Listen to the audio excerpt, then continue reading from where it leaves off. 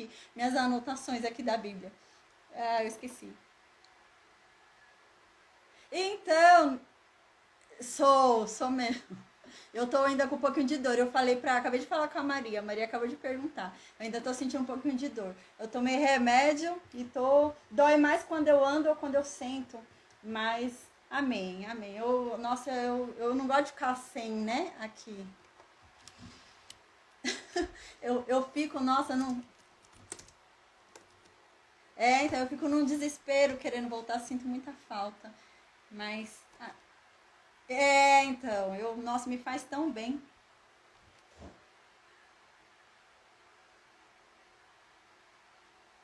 Ah, ah,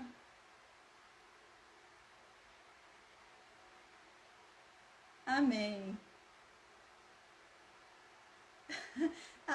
De cor não sei não, menina, eu não sou boa pra decorar não. Eu sei assim falando do meu jeito. Eu lembro do meu jeito, falo do meu jeito, mas assim de cor não lembro não. Mas amém, amém, glória a Deus.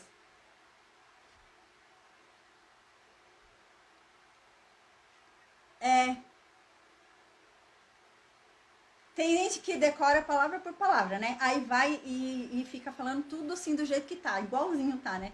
Eu não tenho essa memória pra isso, não. Mas eu sei o que tá escrito ali e falo do meu jeito o que tá escrito ali. Mas isso é o importante, né? Amém. Amém. A paz do Senhor Jesus, pessoal do Facebook, do Instagram, tava falando com a Cida no Meet, amém. Ela falou que achou que eu não ia estar aqui hoje, né? Não ia dar aula hoje, ia estar descansando. Faz 6 dias, né, que eu operei. Eu tô com um pouquinho de dor, meio cansada, mas tá tudo bem, graças a Deus. Amanhã eu vou retornar lá no médico, né? Pra ele me falar sobre a cirurgia, tudo. Mas vai dar tudo certo, em nome de Jesus. Minha mão tá nas idas de. Minha mão tá na. Minha vida tá nas mãos de Deus. Tô falando, gente, são os remédios que eu tô tomando, não liguem não. A minha vida tá nas mãos de Deus. Nossa, glória a Deus, amém. Nossa, que coisa estranha, né? Quando a gente toma aquela anestesia, né? A gente toma anestesia e dorme, você não vê mais nada, né? Aí quando eu tomei a anestesia, nossa, toda vez, é a segunda vez que eu tomo essa anestesia, né? Aí quando eu tomei a anestesia dessa vez de novo, eu sempre falo, Senhor, minha vida tá nas suas mãos. Porque você não tá consciente, né? Eu falo, Senhor, minha vida tá nas suas mãos. Que seja feita a tua vontade, né? Porque você não sabe, você tá deitando ali. A última coisa que eu vi foi eu olhando pra enfermeira e cai, né? Mas glória a Deus, eu acordei. Deus é bom.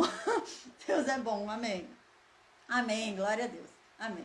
E dessa vez eu não acordei no meio da cirurgia. Da outra vez eu tinha acordado no meio da cirurgia com entubada, né? Tá com tubo assim, tudo aí eu acordei assim, senti aquilo. A enfermeira já avisou o médico, falou assim, ela acordou, ela acordou. Aí eles me deram mais sedação, né? Porque eles ponderaram na anestesia porque eu não tenho parte do pulmão. Se der muita anestesia, meu pulmão relaxa muito e eu tenho uma parada, né? Aí não pode dar muito.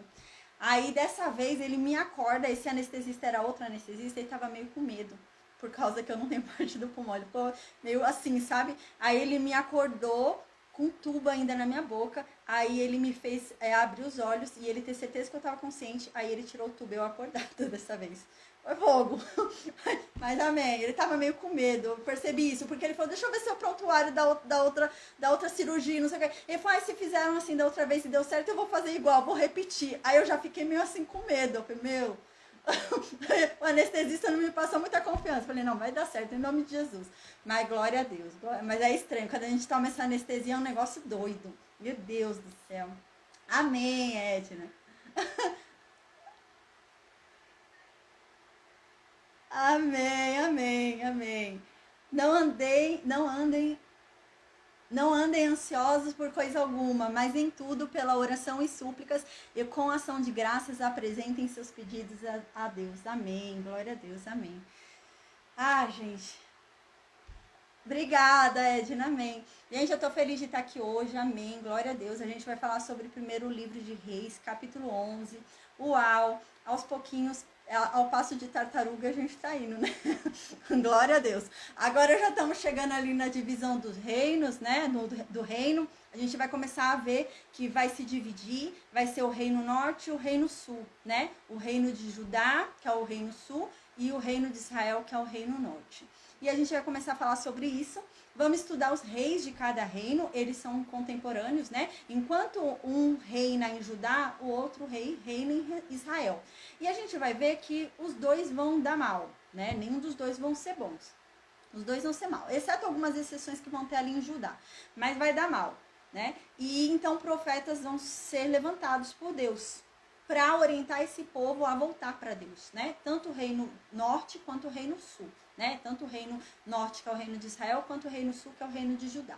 Então a gente vai começar a falar sobre isso. Então a gente vai estudar o rei, ver o que o profeta está falando para aquele rei, estudar o outro rei, né? A gente vai saber de que nação é cada rei, né? De que reino é cada rei. Vai ter um rei que é do reino de Israel, um rei que é do reino de Judá, tá? Então a gente já está começando a chegar nessa divisão aí. Tá? O reino de Israel vai ser composto por 10 tribos e o reino de Judá, apesar de levar o nome de só uma tribo, ele é composto por 2 tribos. É a tribo de Judá e a tribo de Benjamim. Mas a tribo de Judá é muito maior, né? Então, ela praticamente engole ali a tribo de Benjamim, tá? Então, por isso que leva o nome da tribo do reino de Judá. E todos os governantes que passam naquele reino são descendentes de Davi. Então são da tribo de Judá. Por isso que ela leva esse nome. A gente vai ver no reino norte, ali o reino de Israel, a maior parte dos reinados que vão ter ali no reino norte são de Efraim. Eles vêm de José, da casa de José. Lembra? A casa de José, Manassés e Efraim. E a maior parte dos, tanto que o primeiro que a gente vai conhecer, Jeroboão, né, que a gente já conheceu na outra aula ali, né, e a gente vai lembrar dele agora, é Jeroboão. Ele é o primeiro rei do reino norte, ele é o primeiro rei do reino de Israel, depois da divisão, e ele é da tribo de Efraim. Então, são muitos reis que passam no reino norte e são da tribo de Efraim. A gente vai observar que muitas vezes o reino norte, assim como o reino sul é chamado de Judá, reino de Judá, muitas vezes o reino norte na Bíblia é chamado de Efraim, porque tem muito rei de Efraim. É muito rei levantado de Efraim, né? Não são todos, não é igual Judá que todos são de Judá, mas a maioria dos reis ali do reino norte são de Efraim, né? E eles começam a achar o quê? Como a promessa de Deus foi sobre um efraimita, né? Que é Jeroboão, eles começam a achar que houve uma mudança ali nos planos de Deus.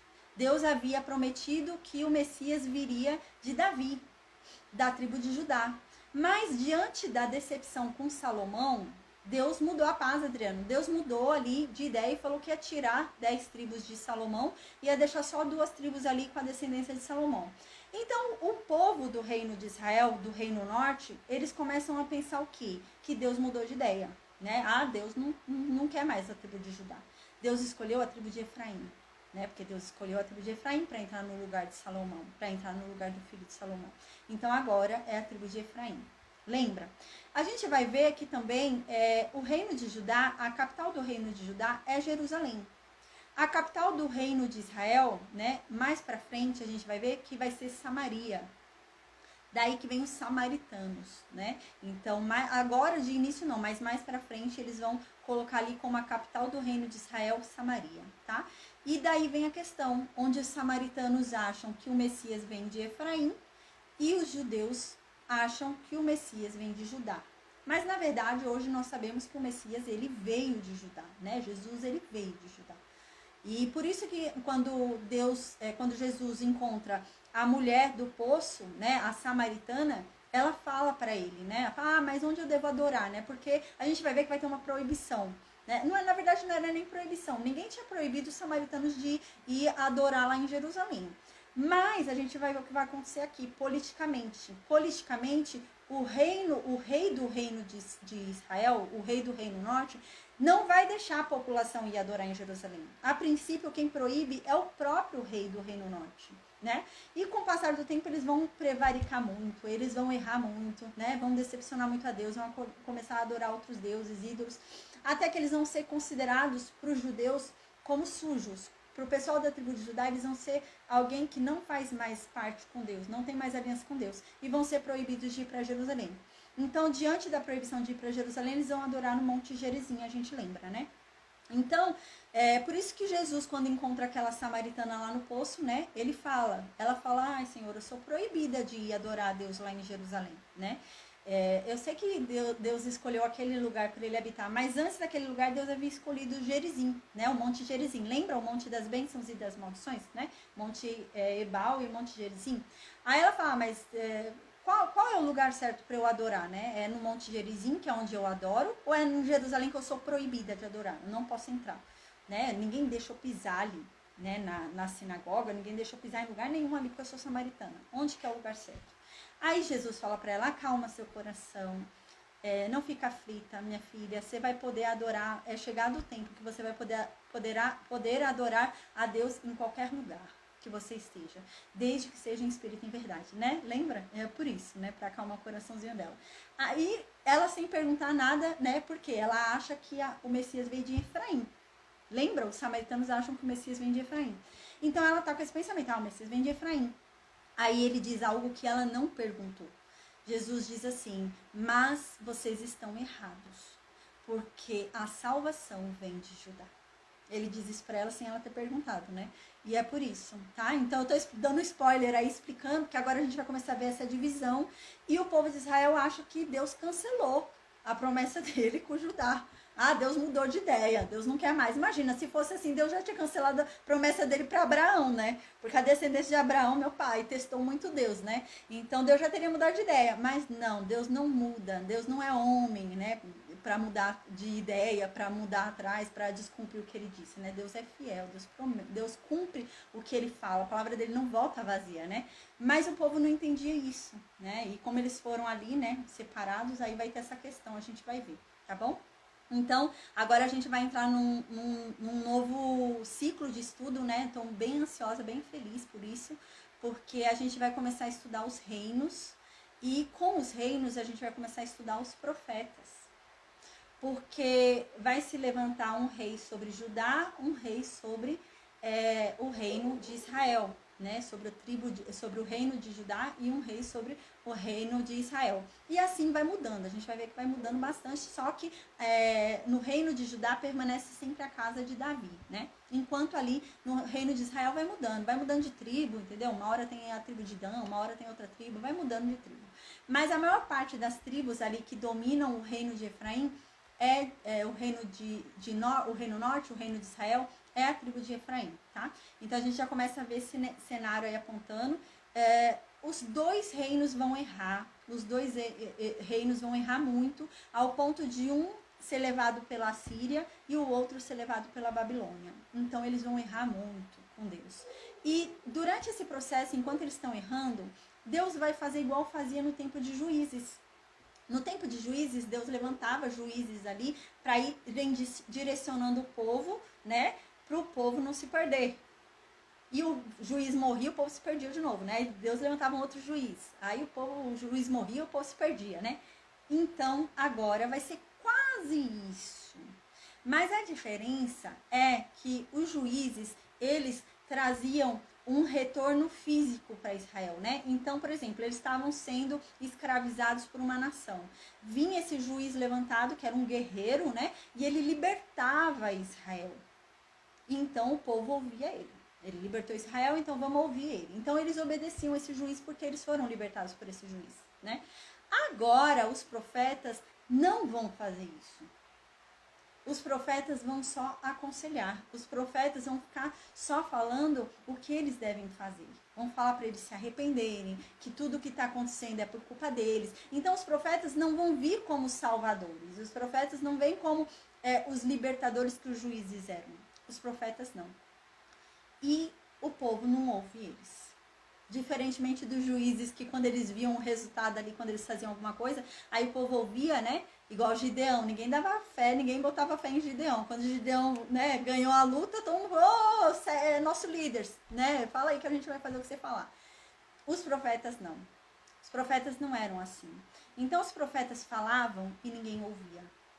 Por isso vão levantar muitos profetas, né? Vai ter profeta no Reino Sul, vai ter profeta no Reino Norte e contemporâneo, gente. Profetas que estão ali no mesmo tempo falando. A gente vai observar isso, tá bom?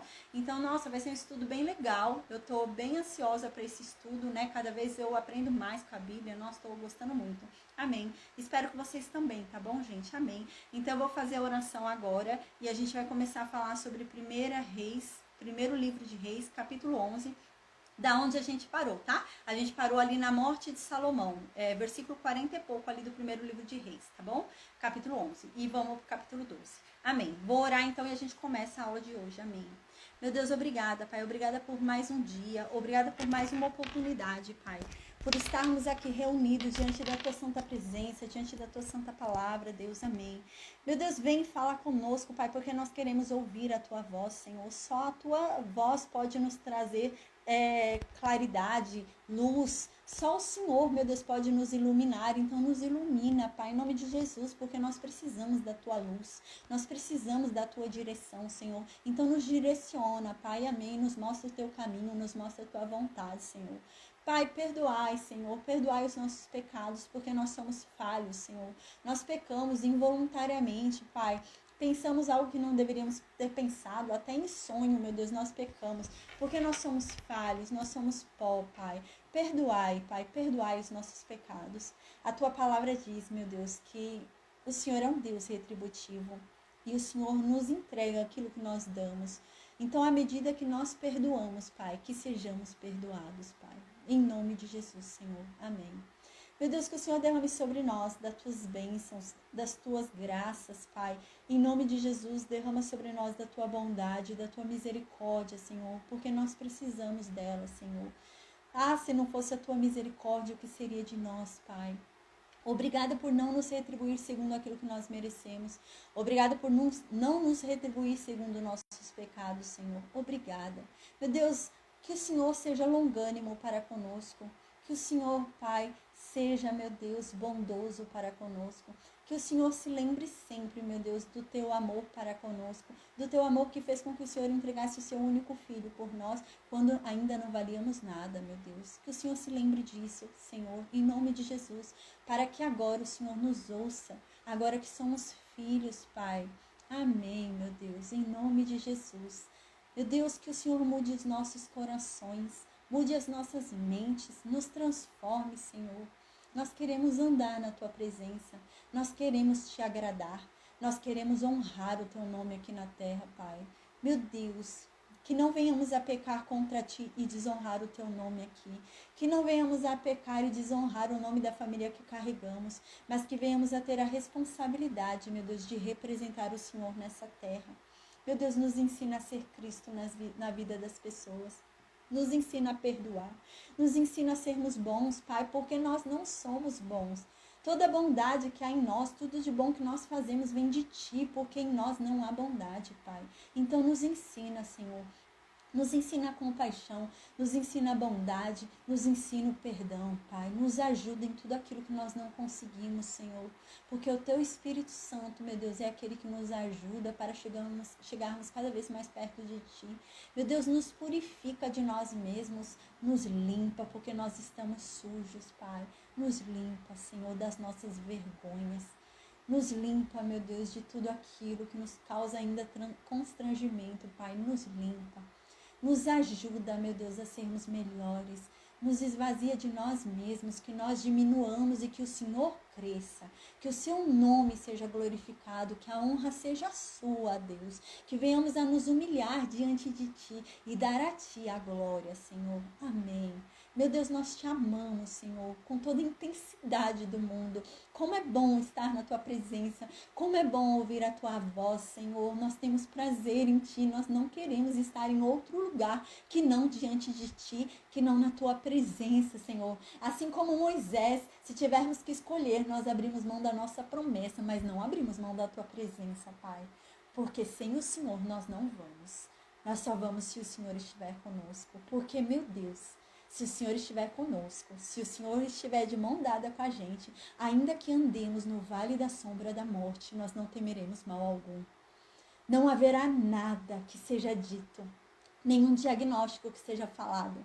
Não há nada que aconteça que vá fazer com que a gente tema, porque o Senhor é maior que tudo. O Senhor é o Criador de todas as coisas.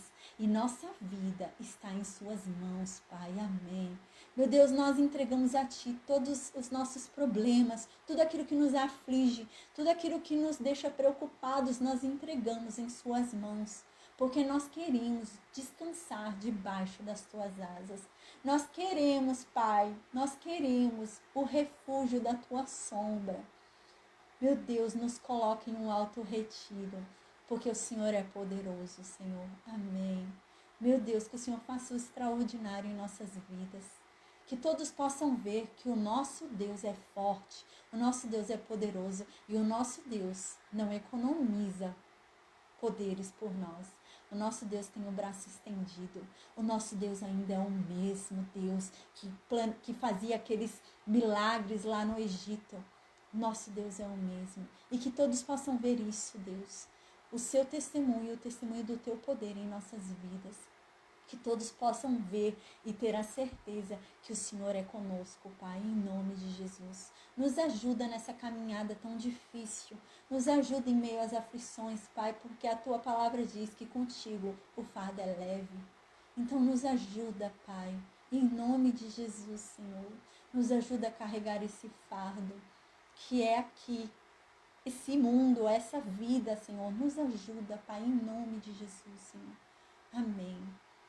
Meu Deus, que o Senhor, Pai, derrame sobre nós todas as boas promessas que o Senhor um dia fez. A todos aqueles que te buscam, a todos aqueles que te temem, a todos aqueles que te servem, Pai. Que todas essas boas promessas se cumpram sobre cada um de nós, Senhor. Amém. Abençoa a nossa casa, abençoa a nossa família, Senhor, em nome de Jesus. Meu Deus, tudo que é nosso é teu, porque antes foi o Senhor quem nos deu. E nós entregamos a Ti, nós confiamos a Ti. Não há um depositário melhor para cuidar de tudo. Obrigada, Deus, Senhor, obrigada. Amém. Que o Senhor faça transbordar os nossos celeiros. Que o Senhor, meu Deus, prospere os nossos caminhos. Que o Senhor abençoe os projetos de nossas mãos, Senhor. Amém. Nos dê inteligência, nos dê sabedoria, nos dê discernimento.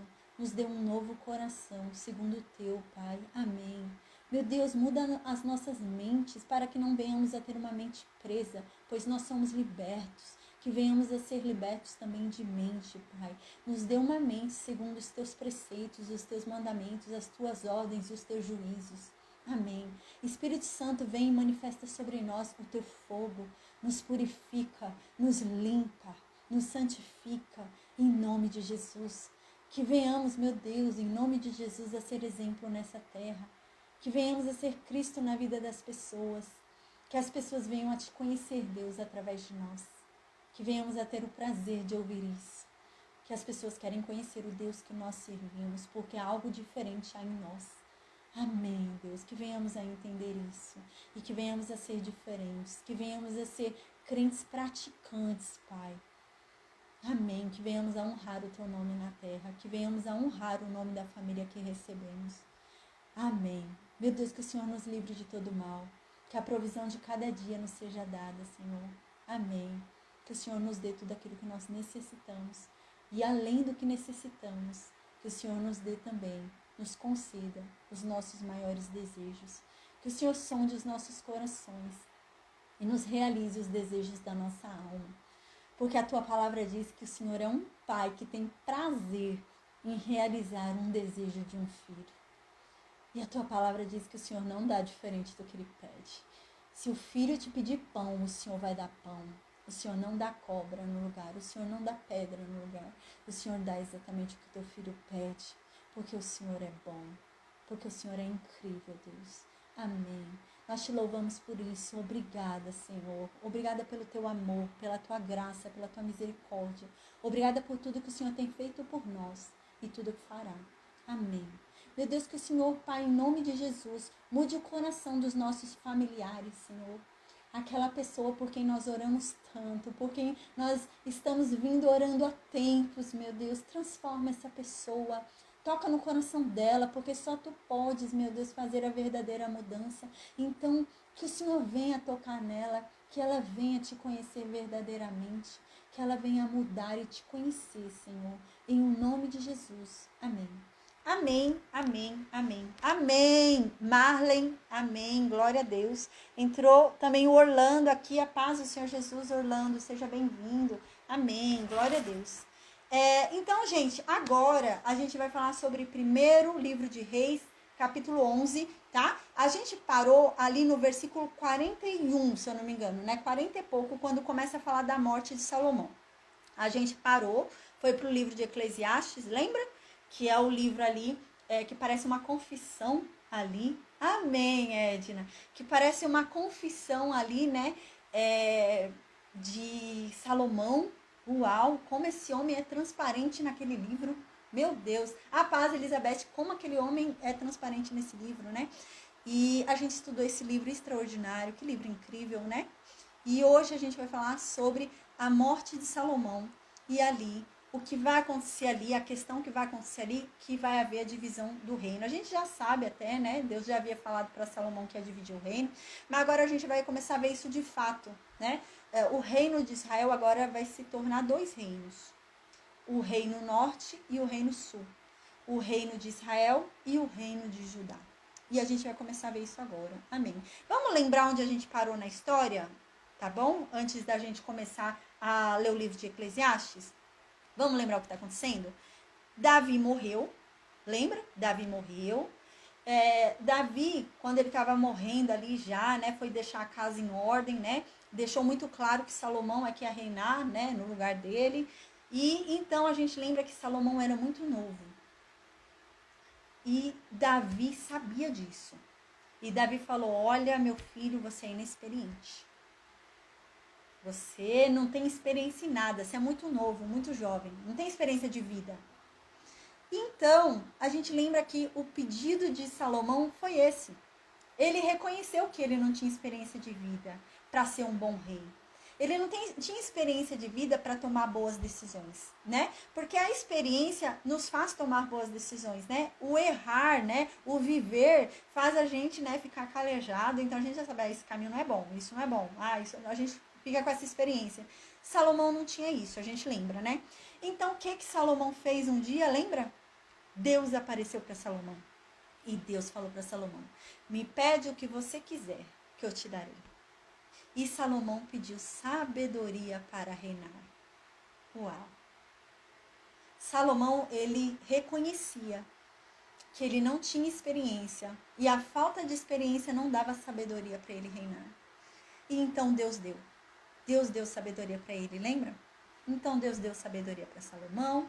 E Salomão começou a reinar com sabedoria, de uma forma extraordinária, né? A primeira grande exposição da sabedoria dele foi ali, sobre aquele caso das duas mulheres, né? Que tinham um bebê vivo e um bebê morto, né? E então, o povo, vendo assim a sabedoria de Salomão, como ele resolvia as coisas de uma forma tão sábia, né? A fama dele de sábio começou a se espalhar pelo mundo, a gente lembra, né? Então, as outras nações queriam conhecer esse homem tão sábio. Queriam ver se era verdade. Não, eu vou lá com perguntas mirabolantes. Eu quero ver se ele vai saber responder. E as pessoas vinham de todos os lugares com perguntas doidas. E ele respondia.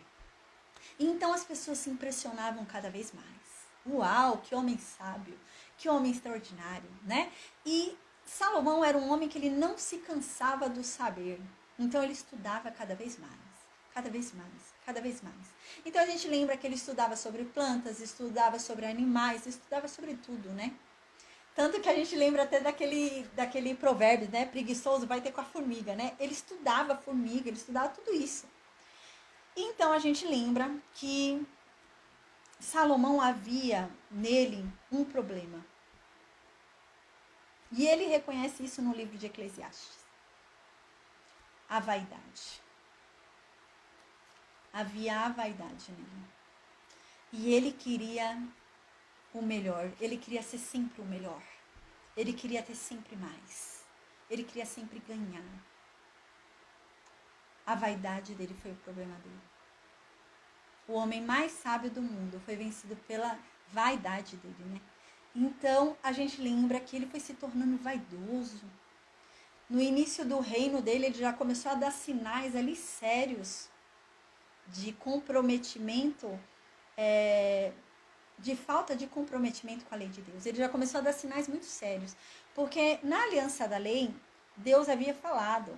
Moisés, quando falou que quando tivesse um rei em Israel, havia falado. Estava lá escrito que jamais Israel deveria voltar para o Egito, porque Deus os tirou de lá. Então eles não deveriam fazer aliança nenhuma com aquele povo. Não deveriam comprar bem nenhum daquele povo. Não deveriam se escalpelar de novo. Lembra? E Salomão, no primeiro ato do reinado dele, Salomão me vai e me casa com a filha do faraó do Egito. Então a gente já começou a ver ali, né, um negócio esquisito em Salomão, né? A ver alguma coisa esquisita ali naquele homem. Ele foi e casou com a filha do faraó. E uma das estratégias de Salomão, ele teve um reino de paz enquanto ele era com Deus. Né? A Bíblia diz isso. No finalzinho da vida dele, né, no livro de Reis, no capítulo 11, diz isso. Quando ele se perverteu, quando ele saiu da presença de Deus, as guerras vieram.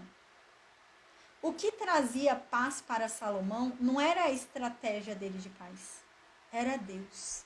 E ele não entendia isso. Então, qual que era a estratégia de Salomão para ter paz? Era fazer alianças com as nações. Então, Salomão achava que para ele ter paz, se eu casar com a filha do faraó, eu vou ter paz com o Egito. Se eu casar com a princesa da Síria, eu vou ter paz com a Síria. Se eu casar com uma amonita, eu vou ter paz com Amon. Se eu casar com uma moabita, vou ter paz com Moabe. Se eu casar com uma edomita, vou ter paz com Edom. Então ele começou a fazer isso. Salomão começou a casar com mulheres de várias nações para ter paz. Ele queria ter paz. Mas ele não entendeu que, na verdade, a paz que ele tinha vinha de Deus. Não era das estratégias militares dele. A própria Bíblia diz isso, né? Quando a gente está com Deus, Deus dá paz até aos nossos inimigos. Nem nossos inimigos não querem nos perseguir. Quando a gente está com Deus. Mas Salomão não entendia isso. E ele foi se casando, tendo concubinas. Ele chegou com 1000 mulheres. Então ele teve 700 esposas e 300 concubinas. E uma das leis de Deus era: um rei não deve ter muitas esposas, porque elas vão perverter o coração dele. Uma das condições de não ser do rei era essa: não ter muitas esposas. E então Salomão caiu de novo, né? Pisou na bola com relação a isso também. Então lá está escrito também que um rei não pode ter cavalos. Não era para Israel ter cavalos, carros de guerra, não era. Tá lá na lei isso, a gente estudou. Deus disse: quando houver um reinado aí, tá bom, vocês querem um rei? Quer um rei. Mas não vai poder ter cavalo de guerra, não vai poder ter carro de guerra, não pode.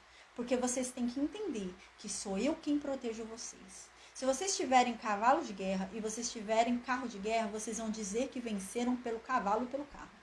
Não foi pela minha força. Então vocês não vão ter. Deus conhecia aquele povo, né?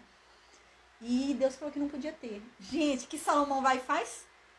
Compra um monte de carro e de cavalo. Salomão tinha um monte de carro, cavalo de guerra, tinha um monte de tudo. Era a potência da época, era Israel. Mas não era o que Deus queria. Não estava satisfazendo. Deus não estava se agradando com aquilo, né? Não bastasse ele já ter um monte de cavalos, um monte de carros que ele já comprava ali da Síria, tudo. Ele foi e começou a trazer cavalos e carros do Egito. O que Deus havia falado que nunca era para fazer. Ele começou a comprar lá. Aí a gente lembra que com o passar do tempo, ele casou com várias mulheres pagãs, várias mulheres de nações que Deus havia falado que nunca era para ter aliança. Deus havia falado: vocês nunca devem se juntar com esse povo. Ele casou. E então a Bíblia diz que ele levantou altares para os deuses dessas mulheres. Para cada um deles, ele levantou altar.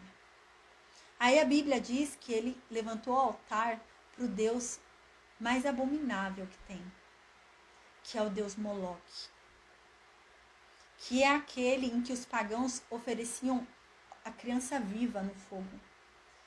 E Salomão ergueu um altar para esse Deus pagão. E ofereceu também, ergueu um altar ali para Baal também, né? Então, com o passar do tempo, Salomão começou a ir lá nesses altares adorar esses deuses.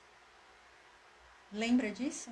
Aí a Bíblia diz que com o passar do tempo, não bastava ele ter criado os altares dentro de Jerusalém, que Deus escolheu para ser dele, Jerusalém. Ele foi e levou altares de outros deuses lá, pagãos, lá em Jerusalém. Ele começou a adorar outros deuses. Aí a Bíblia diz que ele começou a oferecer sacrifícios para esses outros deuses, na velhice dele. E então Deus se indignou demais com Salomão. Aí lembra, Deus apareceu para Salomão, né? Deus fala com Salomão e fala: olha, Salomão, você me decepcionou demais. Ah, se você fosse igual ao teu pai.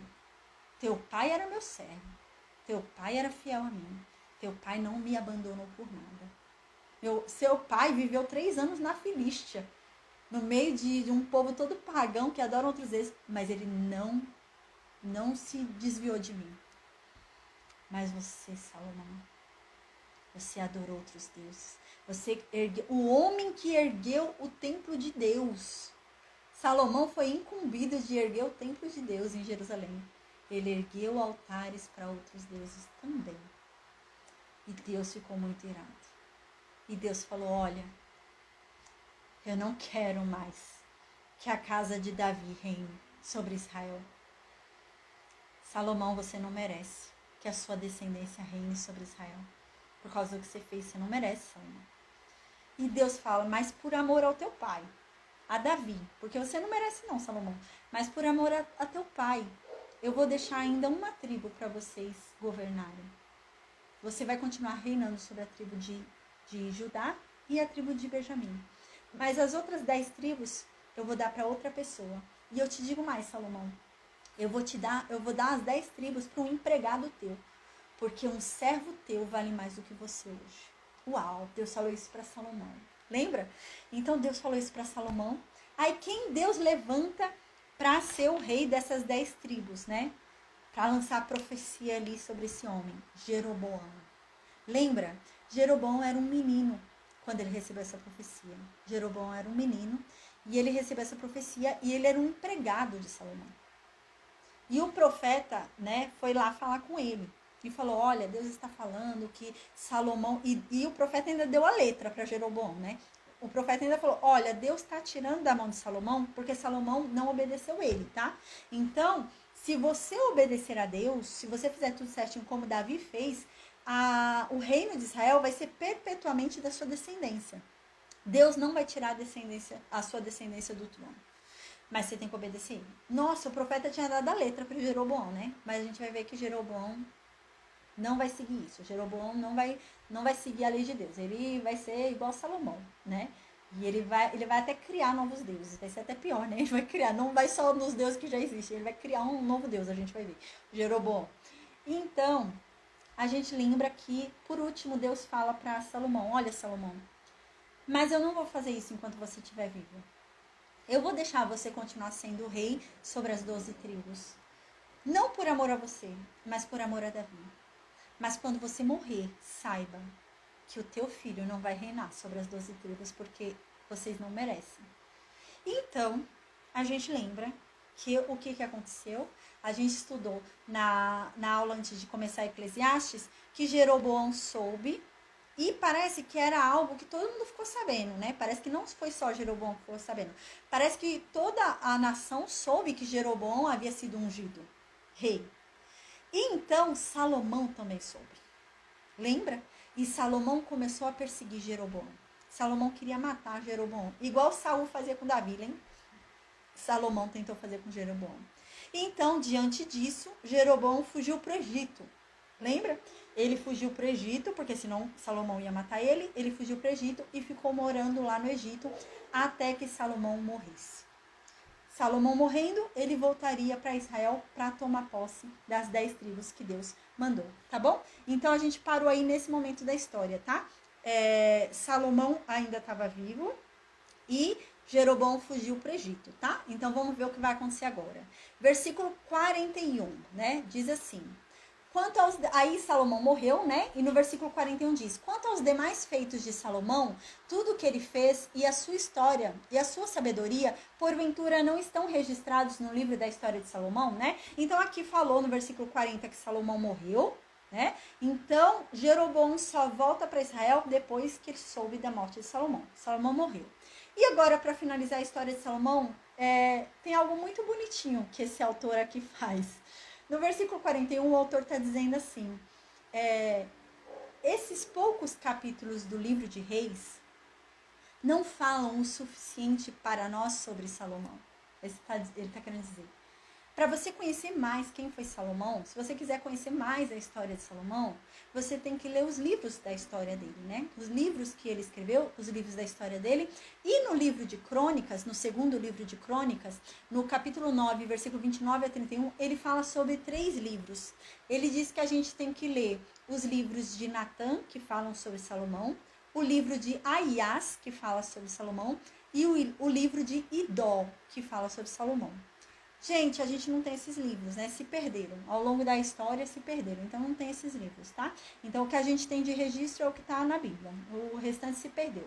Então ele dizia para nessa época: você quer conhecer mais Salomão? Você quer saber um pouco mais sobre quem foi Salomão? Leia isso daí, porque esses poucos capítulos que tem aqui não são dignos de falar para você quem realmente foi Salomão. Então leia mais sobre ele. É isso que ele está querendo dizer. Foi ainda bonitinho aqui, né? No versículo 42, então diz assim: e o tempo que reinou Salomão em Jerusalém sobre todo Israel foi 40 anos. A gente lembra que Davi morreu cedo, né? Davi eu já achei que morreu muito cedo. Davi morreu com 70 anos, né? A gente estava acostumado com Abraão, com 100 e pouco, né? Então, Moisés, né? Tudo, Moisés também foi 100 e pouco. E a gente vê aqui que Davi morreu com 70. E parece que Salomão morreu cedo também. Me parece que Salomão morreu com 60, ou olhe lá se tem 60. Por quê? Porque, gente, ele reinou 40 anos em Israel.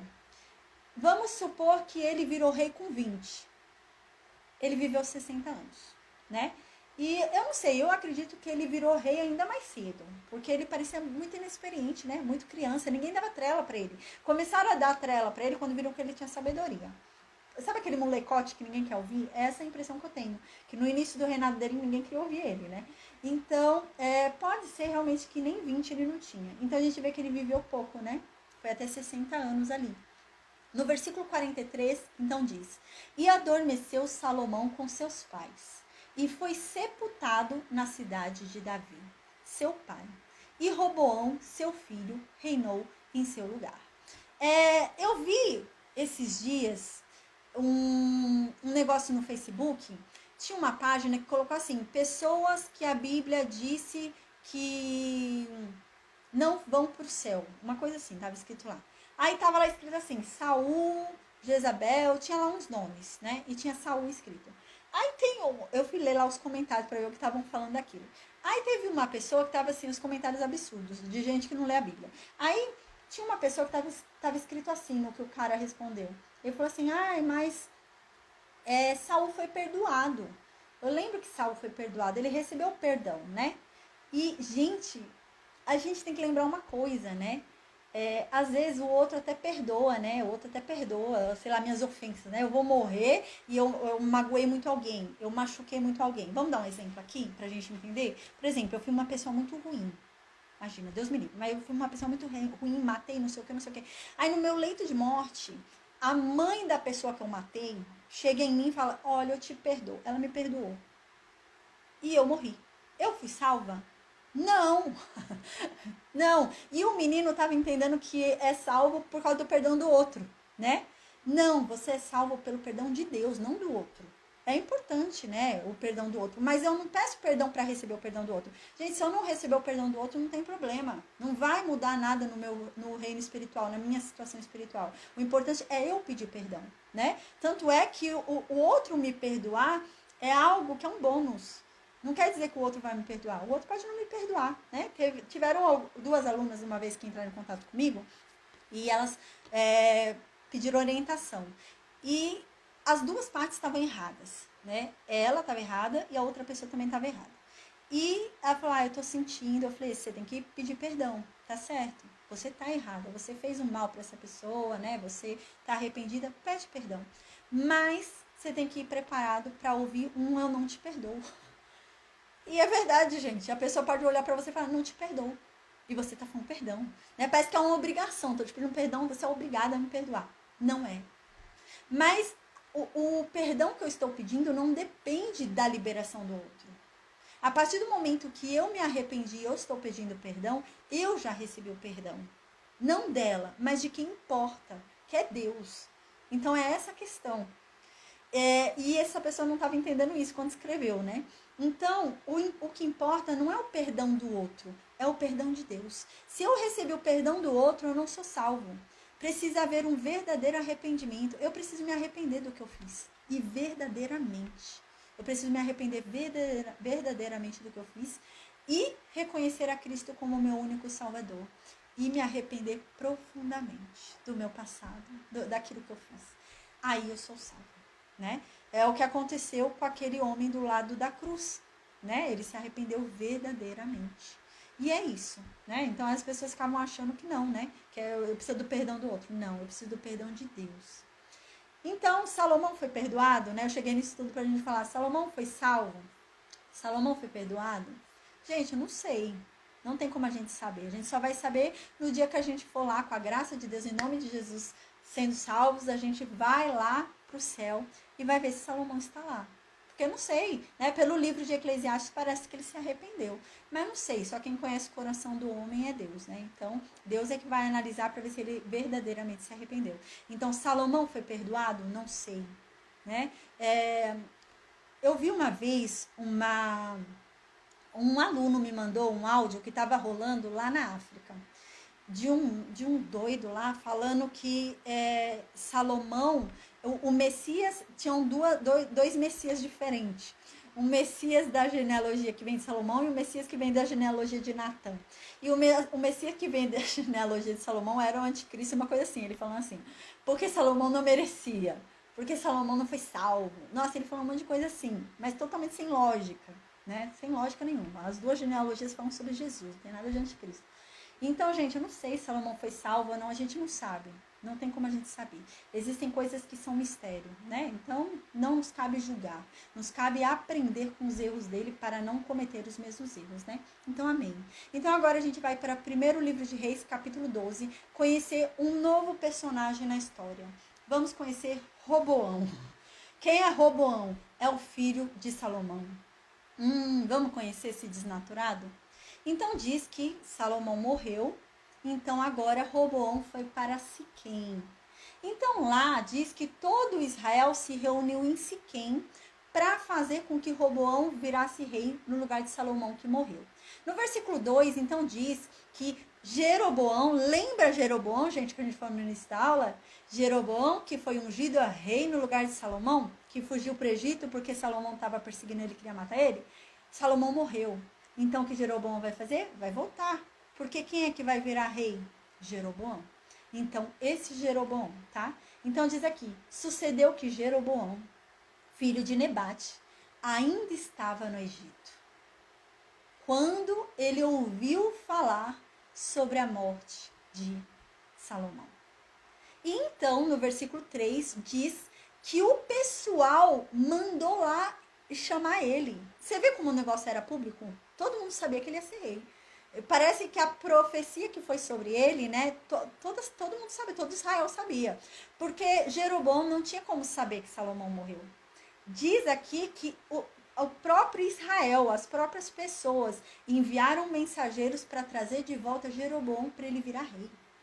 Uau! Então diz aqui que ele veio. Ele saiu do Egito e voltou para Israel. Então, né, diz aqui, pois então veio Jeroboão e toda a congregação de Israel e falaram a Roboão, né? Então Jeroboão veio com toda a congregação de Israel e parece aqui que Jeroboão era um grande líder dessa congregação que se reuniu, né? Ele era o porta-voz. Então, a congregação foi falar a seguinte proposta para Roboão, o filho de Salomão. No versículo 4, eles falaram assim para Roboão, Roboão, é o seguinte, Salomão, ele foi muito duro com a gente. O reino dele não era bom não, o Roboão. Né? Lembra que eu falei que no finalzinho ali da vida de Salomão, o povo não estava contente de Salomão, não. E não estava mesmo, não. E o povo falou, olha, seu pai foi muito duro, aumentou muitos impostos, aumentava muito o trabalho, exigia muito da gente, né? O jugo foi muito pesado, né? O fardo foi muito pesado e teu pai fez isso com a gente. Então agora, Roboão, seja diferente do teu pai, né? Já que seu pai pesou tanto sobre a gente, multiplicou o trabalho, né? Aumentou os impostos, né? Tornou o nosso fardo mais pesado, né? Alivia você, né? O que seu pai fez e torna o nosso fardo mais leve. Se você fizer isso, a gente vai te servir com gosto. A gente vai aceitar que você vire rei e vamos ter prazer em você como rei. Então, no versículo 5, Roboão foi e respondeu. Falou, faz o seguinte, me dá 3 dias e daqui a 3 dias eu volto e dou a resposta para vocês. Daqui a 3 dias vocês voltam aqui, se reúnem aqui e eu falo o que eu decidi. Aí todo mundo foi embora para suas casas. E então, no versículo 6, diz que Roboão chegou nos conselheiros de Salomão. Ele foi lá nos conselheiros do pai dele, de Salomão, e falou para os conselheiros, olha, vocês sempre aconselhavam meu pai, né? Eram os conselheiros ali fiéis do meu pai, que meu pai confiava em vocês. E eu quero perguntar para vocês, qual o conselho que vocês me dão? O que eu devo responder para esse povo que falou isso, para eu aliviar o fardo sobre eles? Para eu não ser tão duro como Salomão? O que você acha que eu tenho que responder? Aí os conselheiros disseram assim, versículo 7. Olha, se você se sujeitar a eles se sujeitarão a você. Foi isso que eles quiseram dizer, né? Mas eles não falaram com essas palavras. Eles falaram assim, se hoje você for servo deste povo e servir a eles e responder para eles com boas palavras, eles serão seus servos para toda a vida. Que é isso? Se você se sujeitar a eles, aceitar o que eles estão pedindo, eles se sujeitarão a você para sempre. Conselho ótimo, né? Lembra que no livro de Eclesiastes, um dos conselhos de Salomão era: ouça os conselhos dos amigos do seu pai. Ouça. Se a pessoa é amigão do teu pai, se a pessoa ama teu pai, está sempre ali com teu pai, se a pessoa era o fiel do teu pai, escute o conselho dele. Isso era um dos conselhos de Eclesiastes. E olha só o que Roboão vai fazer. Aí no versículo 8, diz que ele desprezou o conselho dos anciãos. Ele não quis nem saber desse conselho. Aí ele falou, vou consultar esses tão velhos, tá tudo velho, não sabe o que diz. Vou ouvir vocês não. Eu vou falar com meus amigos ali. Aí ele foi conversar com os jovens que cresceram com ele. Os amigos, tudo miolo mole dele. Ele foi lá falar com eles. Então diz que ele chegou nesses amigos dele, né, de idade, e falou, e qual conselho que vocês me dão? O que eu falo para esse povo? Né? Eles pediram para eu aliviar o jugo deles, aí, o que eu falo? Então, os jovens que tinham crescido com ele disseram assim para Roboão. Roboão, você vai falar assim para esse povo que está reclamando do jugo que Salomão deu sobre eles, né? Você vai falar o seguinte para eles. É o seguinte, vocês estão reclamando do meu pai, que meu pai tinha pôs o jugo pesado sobre vocês, mas eu digo que o meu dedo mindinho é mais grosso do que a cintura do meu pai. Aí ele comprou briga, né? Ele tá falando, comigo o negócio vai ser pior. Vocês estão chorando agora, vocês vão ver que vocês vão chorar comigo. Porque eu vou ser pior do que meu pai. E então, no versículo 11, ele continua ainda, né? Os amigos, né? Ele ainda não está falando isso para o povo de Israel. Os amigos que estão aconselhando ele, né? Os amigos miolo mole, né? Os amigos miolo mole estão aconselhando ele assim. Aí, então, no versículo 11 diz, assim, se meu pai impôs a vocês um jugo pesado, eu ainda o aumentarei. Meu pai castigou vocês com açoites, pois saibam que eu vou castigar vocês com escorpião. E é para falar isso. Os amigos falavam, fala isso, Salomão. Não cede, não. Fala que você vai ser pior do que Salomão. Aí no versículo 12, chegou, então, o terceiro dia. E foi lá Jeroboão, líder, né? Já vai virar rei de Israel. O líder chega lá com todo o povo no terceiro dia para ouvir Roboão falar. Então, né? Roboão chega lá. Aí, no versículo 13, diz que o rei respondeu ao povo duramente, porque deixara o conselho que os anciãos lhe haviam dado. Então, ele voltou sem compaixão nenhuma. Ele voltou e falou de uma forma bem dura com aquele povo que nada ia mudar. Ia mudar para pior, não é para melhor não, né? E ele não aceitou os conselhos dos anciãos. Aí, no versículo 14, diz que ele falou assim, Roboão. Ó, é o seguinte, meu pai, ele agravou o jugo de vocês, é? Vocês acham? Mas eu digo que eu vou aumentar ainda mais. Comigo vai ser pior. Meu pai castigava vocês com açoites, é? Eu vou castigar vocês é com escorpião. E ele falou isso pro povo. Então no versículo 15 diz, né, que isso era um plano de Deus, para que se cumprisse o que foi dito a Salomão, que o reino seria retirado da descendência dele, porque ele não merecia a promessa feita a Davi. Então, no versículo 15 diz isso, diz, o rei, pois, não deu ouvidos ao povo, porque esta revolta vinha de Deus, para que a palavra que Deus um dia disse, pela boca do profeta Aias, o silonita, se cumprisse, e Jeroboão virasse rei. Então, tudo isso era parte do plano de Deus, né? Ele realmente não ouvir os anciãos, né? E ele ia ali pelo conselho dos meninos de idade dele, né? Aí a gente para e pensa, né? Poxa, então Deus não deu livre-arbítrio para ele, né? Deus então não deu livre-arbítrio. Ele tá pagando pelo erro do pai dele, né? Tem um momento na história que Israel até reclama por causa disso, né? Israel fala com o profeta. Israel fala, tem cabimento, eu vou ficar pagando pelos erros do meu pai? E o profeta diz, não, você tem seus próprios erros. Você tá pagando pelos seus erros. Não tá pagando pelos erros dos seus pais. Né? Deus é justo. Você não vai tomar os erros do seu pai e pagar por eles. Não, cada um paga por seus erros. E aqui, quando a gente lê, parece até que Roboão está pagando pelos erros do pai dele, né? Mas não é, gente. O Roboão também não era boa coisa, não. O exemplo que ele teve de pai, né? O pai adorando outros deuses, erguendo um monte de mulheres, de todas as nações. Ele não era boa peça, tá? Então, não é que ele está recebendo consequência de Salomão. Sim, também, porque tinha que se cumprir. Mas assim, gente, a gente conhece um Deus que reverte maldição em bênção. A gente lembra de Ruth. Ruth era amaldiçoada. A palavra de Deus diz, né? Se eu não me engano, até a 10ª geração moabita não podia entrar na congregação do Senhor. E a 4ª geração dessa mulher foi ungida a rei de Israel, Davi. Então, maldição é quebrada se você anda na presença de Deus. Roboão podia ter quebrado essa maldição que foi lançada por causa de Salomão. Claro que podia, né? Se ele tivesse verdadeiramente se arrependido, feito diferente, né? Como Jeroboão vai errar mais pra frente, quem sabe depois as 10 tribos não voltassem para Jeroboão, não voltassem para a descendência de Davi.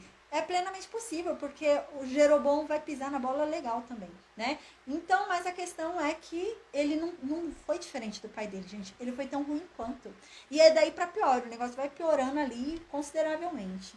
Então, no versículo 16 diz assim, então, quando todo Israel viu que o rei não estava nem ouvindo o que eles estavam falando, porque eu acredito que o rei foi lá, chegou, falou isso, e o povo falou, não, rei, não faz isso, né? E o rei não estava nem aí, né? Estava nem dando ouvidos para ele. Quando o povo percebeu isso, o povo foi e falou. E o que é que a gente tem a ver com a casa de Davi? Nem da tribo de Davi a gente é. Por que a gente tem que te ouvir, Roboão? Por que você tem que ser nosso rei? Eu sou da tribo de Efraim, eu sou da tribo de Manassés, eu sou da tribo de Dan, eu sou de Naphtali. Que eu sou de Ruben? Sou de Asser? O que eu tenho a ver contigo? Que eu tenho a ver com a casa de Davi? O que eu tenho a ver com a tribo de Judá? Por que você está mandando em mim? E o povo se ligou disso. E então diz, que, aqui ó, não há para nós herança no filho de Jessé. A nossa herança é com a nossa tribo, não tem nada a ver com a tribo de Judá. Quando eles entenderam isso, eles falaram, vamos voltar para nossas casas. Vamos dar bola para esse homem aí, não. Ele não tem nada a ver com a gente é de outra tribo. Quem pôs esse homem como rei sobre nós? E então foi todo mundo para suas casas. Foi todo mundo embora. Então no versículo 17 diz, no tocante, porém, aos filhos de Israel que habitavam nas cidades de Judá, também sobre eles reinou Roboão. Os únicos que ficaram foi a tribo de Judá, né? O restante foi tudo-se embora. A tribo de Judá foi a única que aceitou ser reinada por Roboão. As outras tribos foram embora. Falaram, não, eu vou ficar aqui não tem nada a ver com a casa de Davi, vamos embora. No versículo 18, né, a gente vai ver mais pra frente que a tribo de Benjamim também vai ficar. Né? Então, a casa de Davi vai reinar sobre Judá e sobre Benjamim, tá? E as outras 10 tribos vai ser com o reino norte. Então, no versículo 18, a gente vai acabar hoje no versículo 19, tá? Eu vou explicar para vocês por quê. No versículo 18, então, diz assim: então o rei Roboão enviou a Adorão, que estava sobre os tributos, e todo Israel o apedrejou, e ele morreu. Mas o rei Roboão se animou a subir ao carro para fugir para Jerusalém. O que aconteceu? Roboão não ficou satisfeito com isso daqui, não. Roboão estava lá, rei, né? E ele viu todo mundo indo embora. E ele é rei falando, ninguém dá asa pro rei falando, o rei estava sozinho, só ficou a tribo de Judá e o povo se revoltou. Não vai dominar sobre nós, não. Quem é você, Roboão? Eu sou de outra tribo. Então, Roboão não deixou isso quieto. Roboão fez o quê? Mandou Adorão, tá? A gente lembra bastante sobre esse Adorão, a gente já falou bastante sobre ele na Bíblia, né? Durante a construção do templo, ele foi bem ativo, tá? Então, ele era assim com o Salomão, pelo jeito, né? A construção do templo foi ali, teve uma parte fundamental desse Adorão ali, né? A parte das peças, da madeira, né? Então, Salomão não ficou satisfeito, não. Salomão mandou Adorão. Adorão era o quê? Adorão, ele era um funcionário de Salomão que era responsável por passar nas tribos e pegar os impostos. Então, ele passava de tribo em tribo e colhia os impostos para o reino.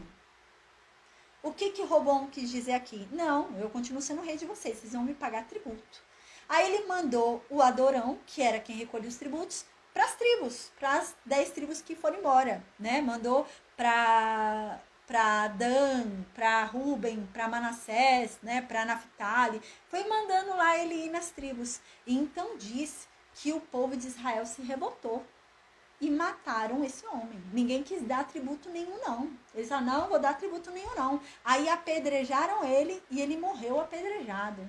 E então, diz aqui que Roboão, pelo jeito, estava junto, ou estava perto, estava ali empolgado, achando, né, que ia mandar. Na hora que ele viu que o negócio estava feio, que a pessoa que ele confiava morreu, que é o que recolhe tributo, ele pegou o carro e fugiu. Voltou para o reino dele, voltou para o palácio dele ali em Jerusalém. Então, no versículo 19, a gente vai finalizar a aula de hoje e diz assim: assim se rebelaram os israelitas contra a casa de Davi, até ao dia de hoje. Até ao dia de hoje, que dia? O dia que foi escrito esse livro, tá? Então, a gente aqui não está falando ainda sobre a divisão do reino. Eu vou deixar a divisão do reino para depois, porque a gente vai ter que dar uma parada agora. A gente vai parar agora para estudar uns 10 salmos, tá? A gente vai estudar uns 10 salmos, que são salmos que eu não sei quem é o autor, e eu não sei o momento certo em que foi escrito, mas são salmos de quando Israel era um só.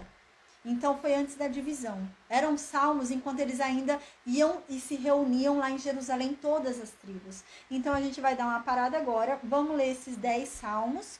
Depois desses 10 salmos, a gente vai voltar para o primeiro livro de Reis, capítulo 12, versículo 20. E então a gente vai ver como foi que Jeroboão foi nomeado rei sobre as 10 tribos e o que ele vai fazer. Ele já vai começar o reinado dele fazendo bobagem. Então a gente vai ver isso, tá bom? Então a gente vai ler alguns salmos de romagem. Eu vou explicar o que é o salmo de romagem na aula. Eu acho que vai ser até curtinha essa aula, vai dar para fazer uns 2, 3 salmos juntos, porque tem salmo que é 5 versículos só, são 5 versículos. Aí a gente lê uns 3 salmos juntos, termina rapidinho e já volta para a história aqui, para falar sobre a divisão do reino, tá bom, gente? Então, amém, glória a Deus, graças a Deus conseguimos dar aula hoje, até que eu não senti dor, né? No começo eu tava sentindo dor, mas Deus é bom, né? Deus é maravilhoso, Deus é extraordinário, né? Deus opera milagres, Deus dá força ao cansado, né? Glória a Deus, amém. Então, gente, que Deus nos abençoe, Deus nos guarde. Eu vou perguntar no Meet se alguém tem alguma dúvida. Eu vou desconectar o Facebook e o Instagram. Deus abençoe a todos. Até amanhã, com a graça de Deus. Eu tenho médico amanhã, eu vou voltar para ver minha cirurgia. Mas com a graça de Deus, a gente vai dar continuidade aí, vai dar para fazer pelo menos uns 2 salminhos amanhã, né? Eu vou ver aí, eu aviso vocês, tá bom? Deus abençoe a todos, um beijo, eu vou desconectar o Facebook e Instagram. Gente, no Meet, deixa eu desconectar aqui o Instagram, amém.